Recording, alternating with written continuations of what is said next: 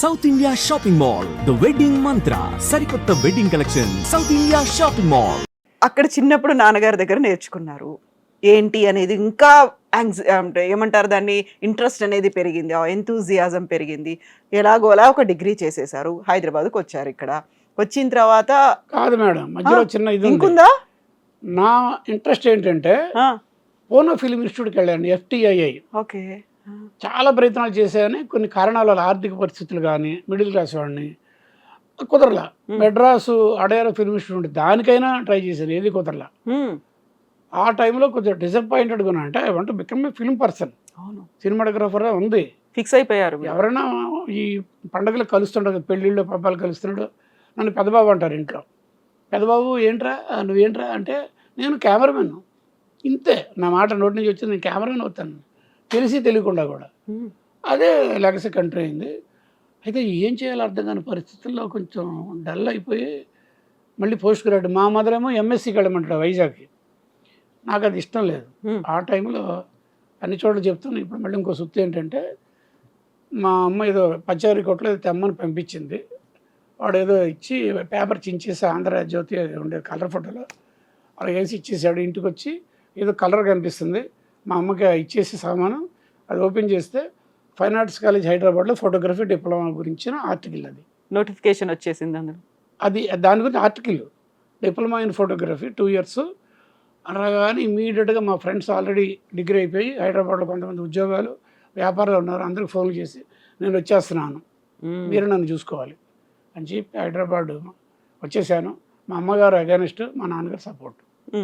వచ్చేసి ఇక్కడ పైన కింద పడి అడిచేసి ఇటు చేసి అష్టకష్టాలు పడి మొత్తం మీద డిప్లొమా ఇన్ ఫోటోగ్రఫీ ర్యాంక్లో పాస్ అయ్యా. ఫస్ట్ ఇయర్ అయింది డిప్లొమా. ఫస్ట్ ఒక 1 year అంటే 72 to 73లో సెపరేట్ ఆంధ్ర గొడవలు వచ్చినాయి అక్కడ ఆంధ్రాలో. అక్కడ ఆటోమేటిక్ ఇక్కడ రియాక్షన్ ఉంటుంది కదా, మేము భయపడి నేను ఇంటికి వచ్చాను 1 year అయిన తర్వాత. అప్పుడు నాకు స్వామి గారని, విఎస్ఆర్ స్వామి గారని నా గురువు గారైన, ఈజ్ నో మోర్. ఆయన నాన్నగారు మంచి ఫ్రెండ్షిప్ అంతా ఉంది. ఆయన దగ్గర నన్ను నెమ్మదిగా జాయిన్ చేయాలని మా నాన్నగారు డ్రీము. ఆయన దగ్గర తీసుకొచ్చారు, మెడ్రాస్ తీసుకొచ్చారు. తీసుకొచ్చేస్తే రఘు ఏంటి ఇలాగా అంటే అని, చిన్నయ్య గారు ఎందుకు డిస్కంటిన్యూ చేస్తున్నారు మీరు, 1 సంవత్సరం చదివాడు కదా, 2వ సంవత్సరం కూడా అయిన తర్వాత తీసుకురండి అన్నారు. నాన్నగారు ఏం మాట్లాడలేకపోయారు. అప్పుడు నన్ను వెనక్కి పిలిచి నాన్నగారితో మాట అన్నారు. చిన్నయ్య గారు, మా నాన్నగారు, చిన్నయ్య గారు ఫ్యూచర్ అంతా కూడా ఫిల్మ్ ఎడ్యుకేషన్ పీపుల్దే. మేమంటే ఏదో రకంగా వచ్చాం, ఏదో అక్కడక్కడ అసిస్టెంట్ చేసి, ఇప్పుడు అంతా ఇంకా కొద్ది సంవత్సరాలు పోతే ఫిలిం ఎడ్యుకేషన్ చదువుకున్న వాళ్ళకి మంచి ఫ్యూచర్ ఉంటుంది. 2వ సంవత్సరం కూడా ఫినిష్ చేసి తీసుకురండి, నేను తీసుకుంటాను, నేను గైడెన్స్ ఇస్తాను అన్నారు. సరే బాగా వెళ్ళిపోతున్నాను. ఇద్దరు బయటకు వస్తే రఘు ఇట్రా అని పిలిచారు. పిలిచి ఫస్ట్ ఇయర్ ఎంత వచ్చింది మార్క్స్ అన్నారు. 96% వచ్చిందని. అలాగా సరే ఇప్పుడే చెప్తున్నాను, 96%కి 1 మార్క్ తక్కువ వచ్చినా నువ్వు అదే రావద్దు పెట్టారు సార్. సరే మనకేదో కొంచెం బుద్ధి జ్ఞానం ఉంది కాబట్టి సెకండ్ ఇయర్లో బ్రహ్మాండంగా వెళ్ళి ఎన్ని అంటే 98 వచ్చినాయని చెప్పారు. హ్యాపీ. ఆ 2 మార్కులు ఎందుకు రాలేదని కూడా చెప్పేశారు. అది అక్కడి నుంచి నెక్స్ట్ ఆయన దగ్గర నేను చేరతాను, ప్రామిస్ ఉంది కదా, చేరతాను. సరే నాన్నగారితో ఏం చెప్పారంటే, రఘుని మీరు వదిలేసి వెళ్ళిపోండి అని చెప్పేశారు. సరే ఏదో ఒక రూమ్లో జాయిన్ అయ్యాను. ఆ రూమ్ స్టోరీ వేరే, నేను చిరంజీవి అందరం ఒకే రూమ్ నుంచి బయటకు వచ్చాం.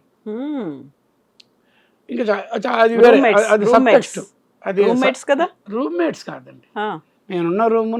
నేను వచ్చేసిన తర్వాత ఆ చిరంజీవి, హరిప్రసాద్, సుధాకర్ ఆడ ఉన్నారు ఆ రూమ్లో. అలాగేదో అది వేరు. అది లక్కీ రూమ్ అయితే అది. ఎస్, ఆ కాంపౌండే లక్కీ. పెద్ద పెద్దోళ్ళు వచ్చారు ఆ కాంపౌండ్ నుంచి. ఈ ఆంధ్ర క్లబ్ అంటారు, చాలా ఫేమస్, దానికి పక్కనే అనమాట ఇది. రిపబ్లిక్ గార్డెన్స్ అని పెద్ద పెద్దోళ్ళు అంతా వచ్చారు అందులోంచి. అక్కడ నేను కూడా 1 సంవత్సరం 2 సంవత్సరాలు ఉన్నాను. అప్పుడు నా డ్రీమ్ ఏంటి, స్వామి గారు నన్ను తీసుకుంటారు. అప్పుడు ఆయన లెజెండ్, ఆల్రెడీ పెద్ద రేంజ్లో ఉన్నారు. పద్మాలయ అంటే కృష్ణ గారి సినిమా అంటే స్వామి గారు, మోసగాడు హీరో. ఆ సినిమా నా కొంప ముంచింది నాకు. చదువుతున్నప్పుడు మోసగాడు సినిమా రిలీజ్ అయింది. పెద్ద హిట్. ఉమ్, ఆ సినిమాలో ఇద్దరు హీరోలని పబ్లిసిటీలో ఎన్టీ రామారావు గారు చెప్పారు, నాగేశ్వరరావు గారు అందరూ చెప్తున్నారు ఏంటంటే, ఒకటి కృష్ణ సినిమా హీరోగా కృష్ణ, రెండో హీరో విఎస్ఆర్ స్వామి గారు. ఉమ్, పబ్లిసిటీ స్టేట్మెంట్లు అవన్నీ చూశాను. థియేటర్కి వెళ్ళేవాడిని. థియేటర్కి వెళ్తే ఎప్పుడూ లేనిది విఎస్ఆర్ స్వామి డబ్ల్యూఎస్సి అనే కార్డుకి అక్కడ విజిల్స్ పడేవి, క్లాప్స్ విజిల్స్. ఉమ్, ఒక కెమెరామెన్కి అలాంటి రియాక్షన్ ఆ రోజుల్లో లేదు. ఈవెన్ మార్కస్ పేట్ల గారు కూడా లేదు, ఉమ్, మాకు తెలుసు కానీ ప్రపంచానికి లేదు. ఒక కెమెరామెన్కి ఎప్రిసియేషను ఆ సినిమాలో చూసి అక్కడ నా పేరు పడాలి, ఆ విజిల్స్ నాకు పడాలి, ఉమ్, అలాగనమాట. అలాగా ఫోకస్ చేసుకొని వెళ్ళాను. ఇదంతా బాగానే ఉంది కదా. స్వామి గారు చెప్పేసి వెళ్ళిపోయారు. ఒక రూమ్లో ఉన్నాను. వాళ్ళ నందనంలో ఆయన ఉండేవాళ్ళు. ఇంటికి వెళ్ళాను, కారులో తీసుకొని వెళ్ళారు.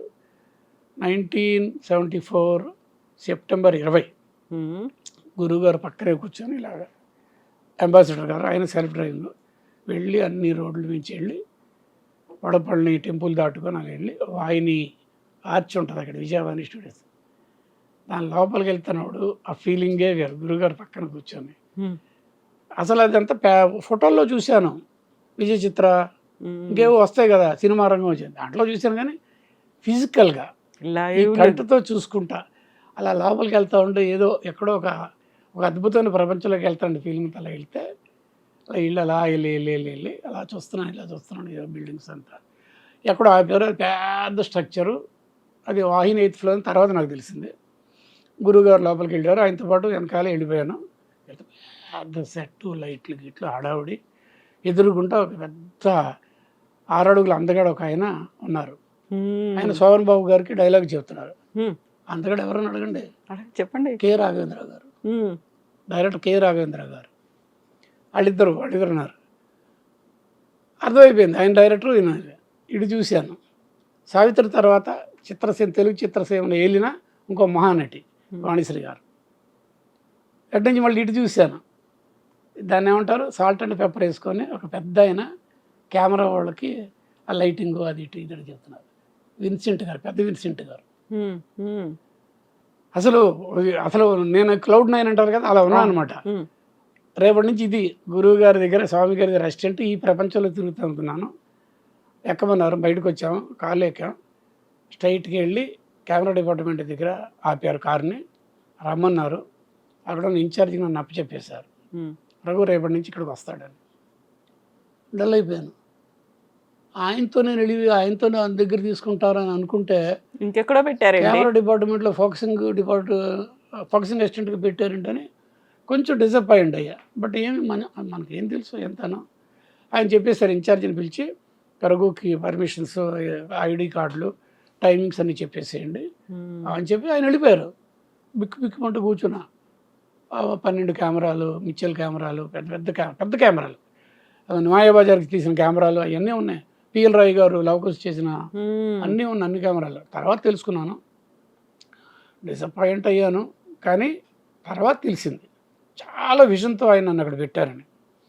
ఒక దగ్గర సుమారుగా 1 సంవత్సరం దాకా పనిచేశాను అక్కడ. The greatest experience in my career అనమాట. స్వామి గారికి చేతులెత్తి నమస్కారం పెట్టాలి. ఎందుకంటే ఇంకో రకంగా ఆలోచిద్దాం.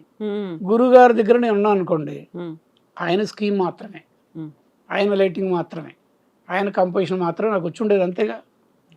ఇప్పుడు ఏంటి, రోజుకు ఒక కెమెరామెన్తో పనిచేశాను. ఆ 1 సంవత్సరంలో 300 పైసలకు సినిమాలకు పనిచేశాను. ఒక్కొక్క రోజున 3 షిఫ్ట్లు పనిచేసేవాడిని. 7 to 1 ఒక సినిమాకి, ఫ్లోర్ మారి 2 to 6 ఒక సినిమాకి, ఆ తర్వాత అక్కడి నుంచి 9 o'clock అలాగే చేశాను అనమాట. పెద్ద కెమెరా ఉన్నా. మార్కస్ పాట్లే గారు, పిఎల్ రాయ్ గారు, మారుతిరావు గారు, బాలు మహేందర్ గారు, అశోక్ కుమార్ గారు, ఎంత పెద్దోళ్ళు, పిఎన్ సుందరం గారు, విన్సెంట్ గారు, మలయాళీ కెమెరామెన్, అలాంటి పెద్ద వాళ్ళతో రామచంద్ర అని కన్నడ కెమెరామెన్, పెద్ద వాళ్ళతో చేశానండి.